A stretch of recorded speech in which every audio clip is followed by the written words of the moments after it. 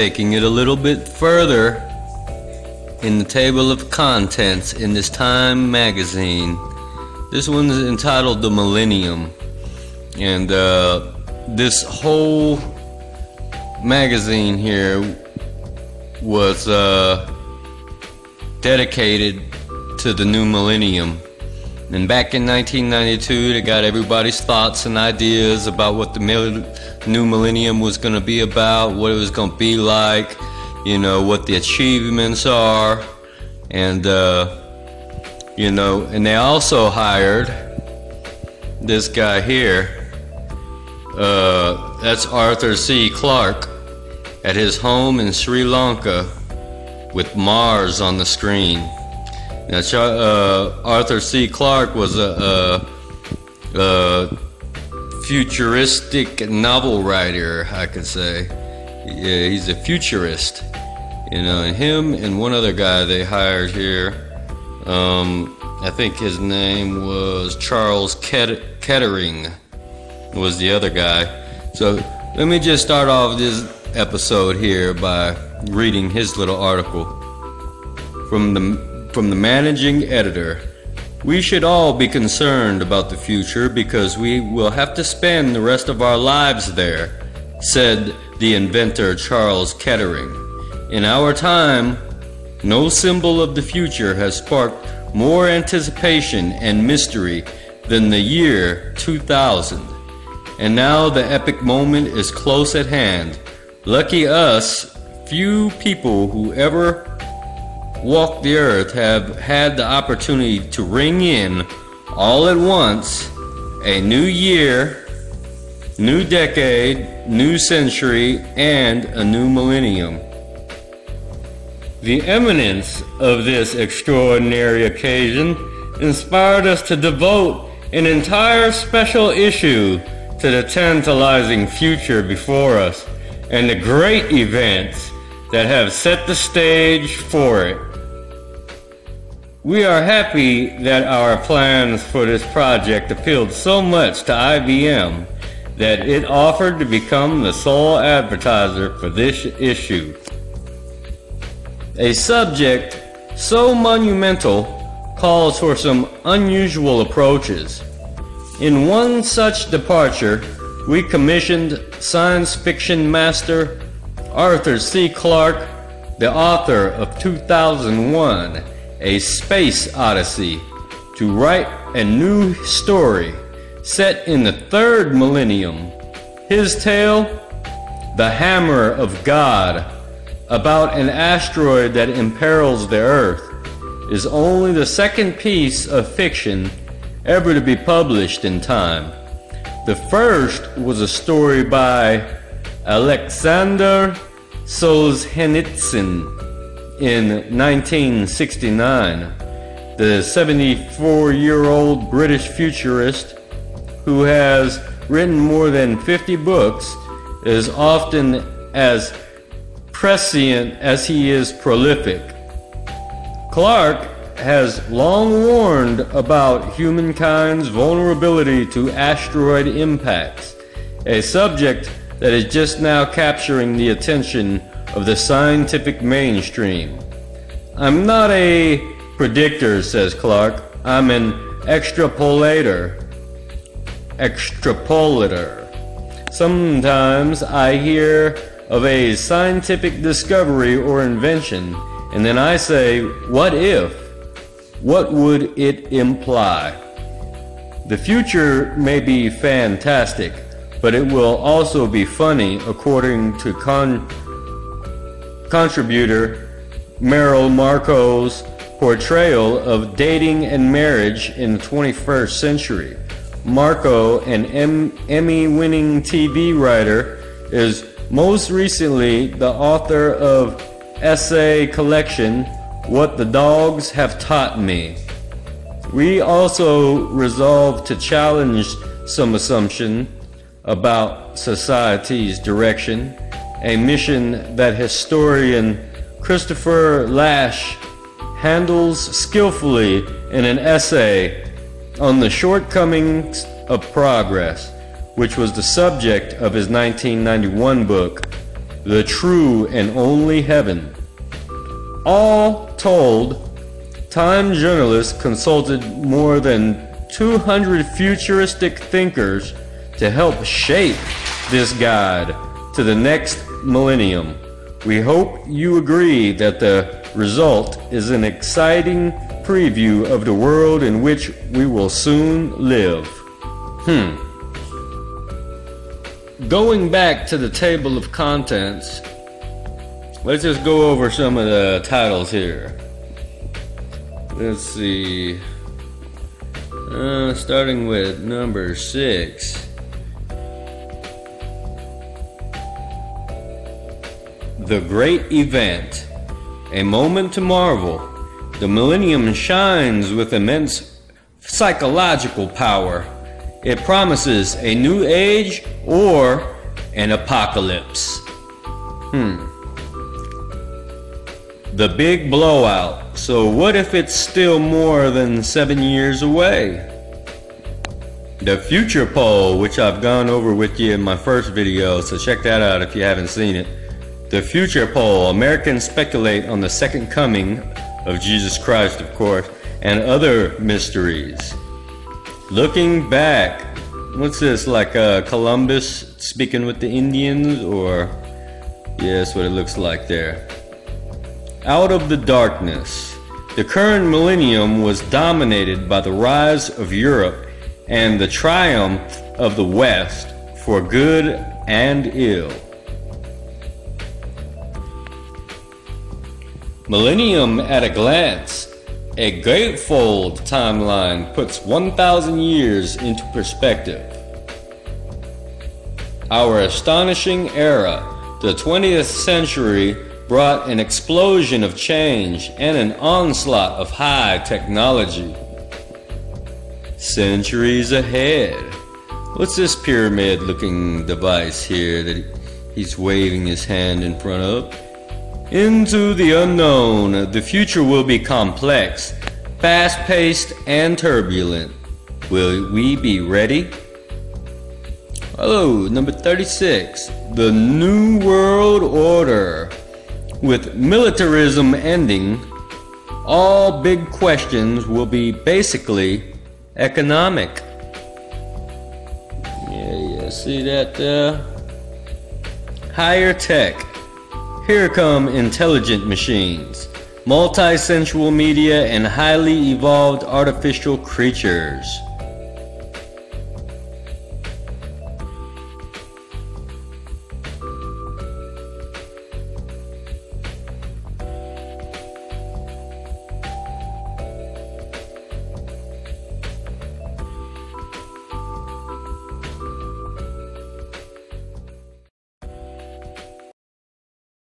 Moving on. Alright. Now what we're looking at here is an article written in the Time magazine by Meryl Marco. I believe that is a woman here.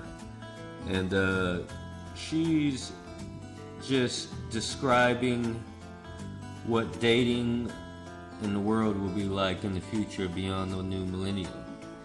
So, as you see here, let me just go ahead and read. And it says, the dating game. Love and marriage will be a dangerous sport, a humorist predicts. So she's considered a humorist. But as we look at this here, I want you to check this out. The next century will be a time of many informational breakthroughs. Most notably, the battle between the sexes will take on a new complexion because it will be scientifically documented that men and women are completely different species of animals. None unlike, say, hyenas and pumas, although there will be a lot of heated arguments about who gets to be the pumas. Once everyone accepts that we're speaking different languages, a computer system will be developed that allows instantaneous intersexual communication to occur. For the first time, certain simple but formerly bewildering transactions will become clear. At the end of an evening out, when the single man of the future says to his date, "I had a nice time, I'll call you," I predict that men will still be using this line. The woman to whom he is speaking will immediately hear in her headset.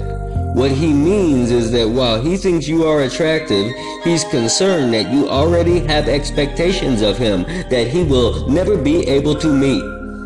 He's associating you with his needy, castrating mother because she had the same hair color as yours. That's a computer talking to your headset. By this time, sex and dating will be so dangerous, owing to the numerous rampant communicable diseases and personality disorders, that they will be attempted only by the kind of thrill seekers who do things like bungee jumping, sky surfing, and eating at Denny's. By the year 2020, in fact, casual dating will be a popular arena sport. People too terrified to pursue something so hazardous themselves will witness actual live human beings who, for big money stakes, will eat dinner with, and then perhaps, if dinner goes well, become intimate with people they are attracted to but basically know nothing about. Because the average person will be far too cautious to risk even a single totally worthless encounter, we will see the transformation of the medical clinic into a kind of after-hours meeting place where nervous but lonely people will be able to undergo a battery of health tests, and while waiting results, stop by the bar to enjoy a trendy snack with others who may have the same ailment. I predict that honey-roasted songbirds will be the snack of choice by then, because they will turn out to be the last remaining edible creature that is domestically plentiful, low in fat, and still has not been made into a trendy snack item. All of this escalating terror will, oddly, increase the number of marriages taking place. Even though we will see the divorce rate rise from 1 in 2 marriages to 2 in 2, these alarming statistics will cause the birth of a new nuptial tradition. Savvy couples will create the most intimate bond two people can share by agreeing to get married and divorced simultaneously. At that point, they will possess so much file data about each other that they will negotiate in advance the terms of every day they plan to spend together, deciding what annoying habits they are willing to tolerate, and more important, what personal details each one will permit the other to use either in court or an eventual tell-all book. "Look at me cross-eyed" could emerge as the most common charge of misconduct in the personal nuisance suits that will clog the legal system.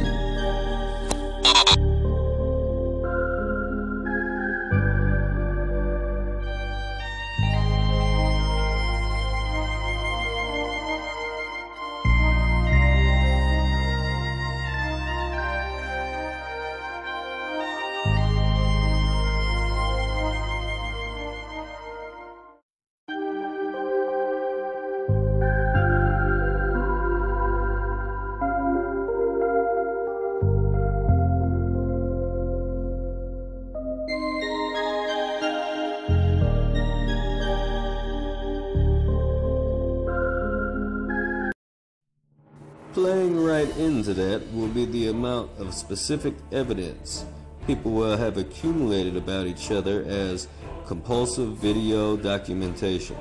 Now let me pause there real fast. Compulsive video documentation.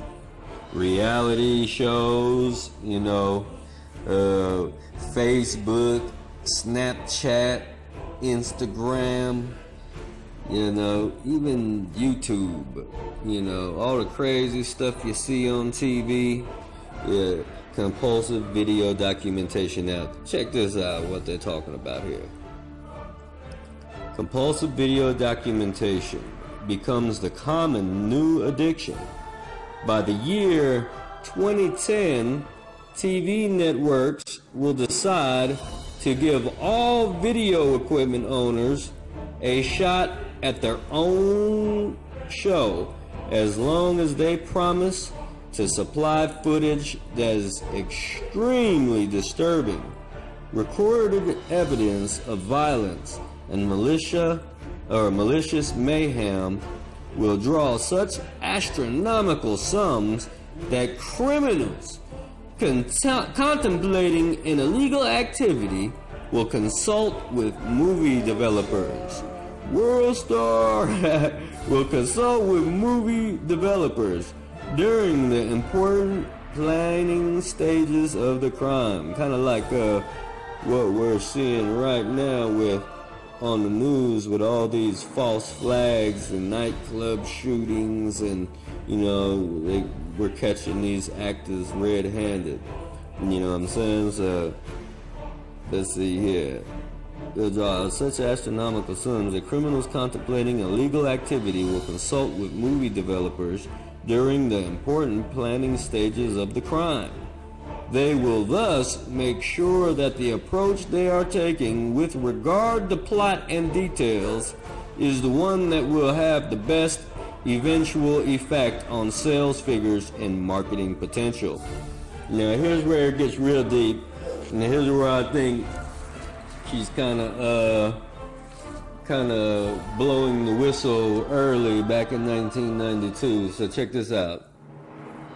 And it says, this blurring of the line between life and entertainment will culminate in a scandal when a giant underground facility is discovered in the Midwest that is being used as a breeding lab by desperate talk show producers. She was just being funny there, but she might be being serious too.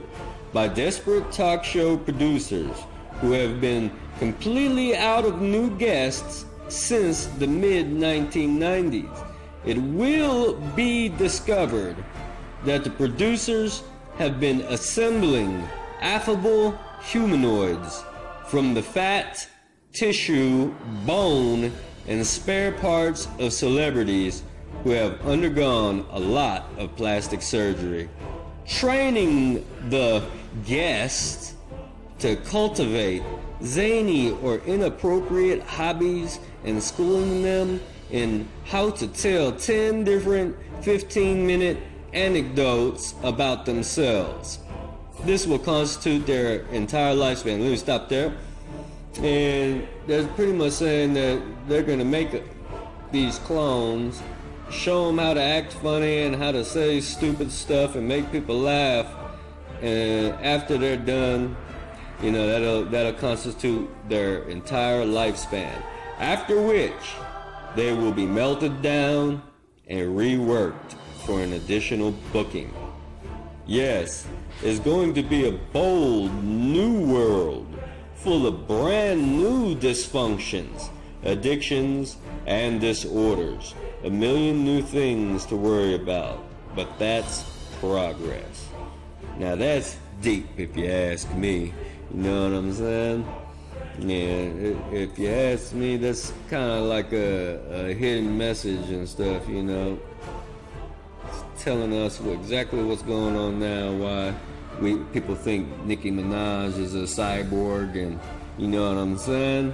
Because they're probably really doing that crazy stuff. Look at his Manners of Tomorrow. Remember to remove your ion helmet when dining in Quadrant 8B. Laugh when a Metfan makes a joke, even if it isn't funny. Ha ha ha, that's a knee slapper. Never ask anyone how much his or her biosphere costs. When traveling through time, don't dress like a complete SLOB. Smokers should indulge only within their porta-smoking module. Try not to seat two telepaths together at a dinner party. That's crazy. It's polite to bring a gift when entering a parallel universe. Anti-gravity chocolates. It is. Everything floating. Wine, flowers, and chocolates. Don't eat your protein paco, or don't eat your protein pack with your hands unless you're at a picnic. The key words for all 7 sexes are mutual respect. See, we got 7 sexes here. You know, it's only 2 sexes. They were showing you back in the fall of 1992 what was going to be happening here. So, you know, I just thought I'd show you this little article here because it was so interesting to me.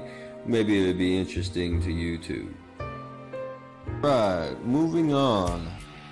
Let's get into this article about dream machines back in 1992 because I'm seeing these things on the news and you know, I see it on YouTube videos. You know, this little brainwashing machine. What is she holding in her hand? A cross or something? It's kind of funny. Got his hand oh, she's naked. Man. Okay, so let's see here. Virtual sex. The most intimate pleasures will be available online. And this is what's happening now. This made back in 1992, y'all. So let me get into the dream machines. Look at that. Little pyramid mouse, little pyramid device here. Let's take a better look at that up close. You might see this thing in the future. It might be already created, just maybe it's in a different form and not a triangle. Alright, let's see what it's talking about here. Dream machines, the century ahead. Technology watchers foresee a world filled with multi-sensual media, smart roads, and robots that are almost alive. Right. And how they got it on the water, they got it into a diamond. Right. We're sitting here watching a YouTube video. DNC RNC proves the world is an Illuminati stage. I'm sitting here looking at this pyramid structure, and I just wanted to ask people, is this pyramid structure in the Vatican? And if it is, we really in trouble, y'all.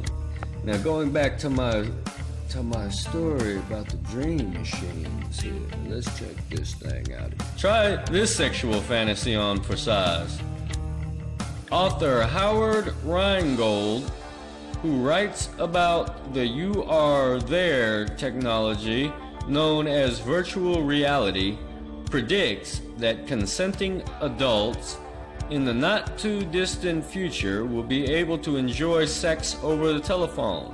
First, they will slip into undergarments lined with sensors and miniature actuators. Then they will dial their partner and, while whispering endearments, fondle each other over long-distance lines. For those who prefer something tamer, Nobel physicist Arno Penzias believes that in the 21st century it will be possible to play ping pong or any other sport with phantasms that look and talk like the celebrity of your choice. And that's just the beginning. Someday, says visionary Nobel physicist Arno Penzias, believes that in the 21st century it will be possible to play ping pong or any other sport with phantasms that look and talk like celebrities of your choice. And that's just the beginning. Someday, says visionary engineer K. Eric Drexler, molecular-sized machines will be able to assemble objects one atom at a time. Using this method, they could manufacture everything from prefabricated skyscrapers to computers small enough to fit inside a living cell. When asked to close their eyes and imagine the shape of technology in the 21st century, scientists and industrial planners describe a world filled with intelligent machines, multi-sensual media, and artificial creatures so highly evolved that they will seem as alive as dogs and cats. Even if their most conservative projections come true, the next century may bring advances no less monumentous than the bomb, the pill, and the digital. Robotics. Long predicted but slow to arrive, robots may finally have their day. Within decades, says MIT robot designer Rodney Brooks, the world could be filled with small, single-purpose, semi-intelligent creatures. He describes, for example, tiny insect-like vacuum cleaners that will hang out in dusty corners, scooping dirt into their bellies. When they hear the big vacuum robot coming, they will scurry to the end of the room, they'll scurry to the center of the room, empty their innards, and run back under the sofa. That's crazy. Robots will eventually learn a human trait, reproduction, and the smart ones will be able to improve on the original pattern with each new copy. It's kind of like how he was showing that video he was watching where the robot was turning over the squares and was trying to hide from the other robots and stuff. I'm gonna have to make a little video. Robots will eventually learn a human trait, reproduction. Right? Robots will eventually learn a human trait, reproduction, and the smart ones will be able to improve on the original pattern with each new copy. Self-replicating devices that are mobile can find their own sources of energy and evolve from one generation to another to satisfy many of the criteria that have come to be associated with living things, says Stephen Levy, author of a new book called Artificial Life. In the next century, says Levy, we'll relate to our machines as we now relate to domestic animals. The most important self-replicating machines, says Eric Drexler, will be a microscopic atom stacking factories or assemblers. Drexler, the author of Engines of Creation, believes that within a few decades, armies of assemblers will be programmed to turn out a wide range of consumer goods, from featherweight spacecraft to paper-thin television screens. Many of the things we can expect to see in the next 100 years will resemble the wild ideas of the 1950s and 1960s, he says. For the first few decades of the new millennium, new advances are likely to fit within familiar forms. People will still drive cars to work, albeit lightweight cars running on strange new fuels. Once workers will toil before computers, although those machines will probably respond to commands that are spoken or scribbled as well as typed. Families will gather around TV sets with big high-definition screens and large menu of interactive options. After a few decades, those familiar forms will blend together and begin to lose their distinct identities. TVs, VCR, CD players, computers, telephones, video games, newspapers, and mail order catalogs will merge to create new products and services that can only be dimly imagined today. That's going on today already. Somewhere around the middle of the century, many scientists predict technology may enter a transitional phase, a shift in the ground rules that will put what is now considered pure science fiction well within society's reach. We're at the knee of a curve, after which all those imitations of the future may actually come true, says John Holzreicher, Director of Institutional Research and Development at Lawrence Livermore National Laboratory. Among the scenarios he and his colleagues anticipate, and that's where we're at right here on this page, y'all. Communications. People in the 21st century will wear their telephones like jewelry, with microphones hidden in necklaces or lapel pins and miniature speakers tucked behind each ear, predicts Nobilist Penzias, Vice President of Research at AT&T Bell Laboratories. Every phone customer will have long since been issued a personal number that follows him everywhere, home, the office, the beach. Thanks to telecommunications system that will link phone networks, cable TV systems, satellite broadcasts, and multimedia libraries, getting connected to anything or anyone in the most remote parts of the world will be simple matter. This easy access will spur the rapid growth of virtual communities. If picture phones finally become widely accepted, people will begin to make network friends whom they may never meet in person.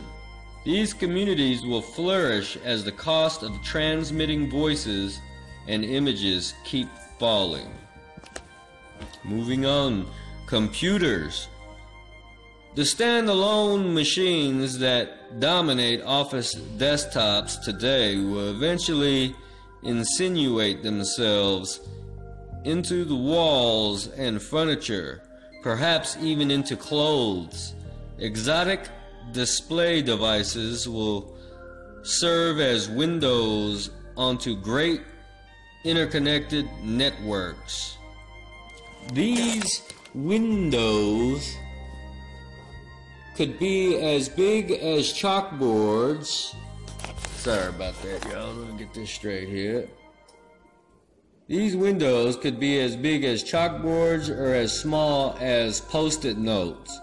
According to scientists pursuing ubiquitous computing technologies at Xerox's Palo Alto Research Center, computer screens could even be etched on the lenses of eyeglasses. They got that now.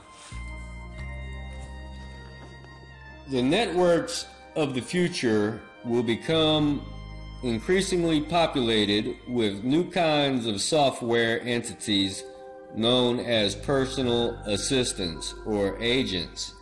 These agents will monitor the outside world, gleaning pertinent information, filtering out unwanted clutter, tracking appointments, and offering advice. A travel agent, for example, would be indispensable to a foreign traveler by doing simultaneous transactions or pointing out sites of interest. A virtual lawyer could give expert legal opinions. A Wall Street agent timely investment tips. A Wall Street agent timely investment tips. That's pretty crazy. Now, some of you may be saying, well, I can go and just buy the magazine and read it myself, but why do all that when I can read it right here for you? Now, check this out.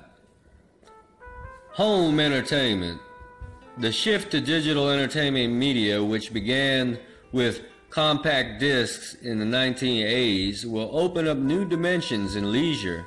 Nicholas Negroponte, director of MIT's Media Laboratory, is that laboratory or laboratory? You could say the same thing, huh? Predicts the availability before the end of the next century of full-color, large-scale holographic TV with force, feedback, and all factory output, which is to say, home movies that can be seen, felt, and smelled. The trend will be toward entertainment that is customized for the individual, including do-it-yourself multimedia fantasies, as well as newspapers and magazines, edited to suit each subscriber's interest. That's what they're doing with Facebook right now. You notice? Is based on what you like and research, advertisements pop up for you personally, just for you. As overpopulation makes the real world less congenial, artificial realities will become more attractive. 50 years from now, the ability to put oneself in the shoes of another character in another place, Rambo rafting down the Orinoco, say, could be a metered commodity like pay TV. Stuart Brand, creator of the Whole Earth catalog, thinks these experiences might provide the kind of mind-expanding thrills people once got from psychedelic drugs, but without the mental and physical. Learn why Donald Trump could be the light at the end of the tunnel in wanting to have healthy and good relationships with Russia. Why wouldn't the Obama administration want healthy relationships with Russia? As anybody who listens to this video can hear, Putin is not looking for war with the US but respectful relationships. Why would we be preparing for war against them that would lead to our total destruction? Putin drops several bombshells on us all in this video, sending a loud and clear warning that at least 2 US elections have already been stolen, bringing up the absolutely abominable superdelegate process that is not only a kick in the teeth,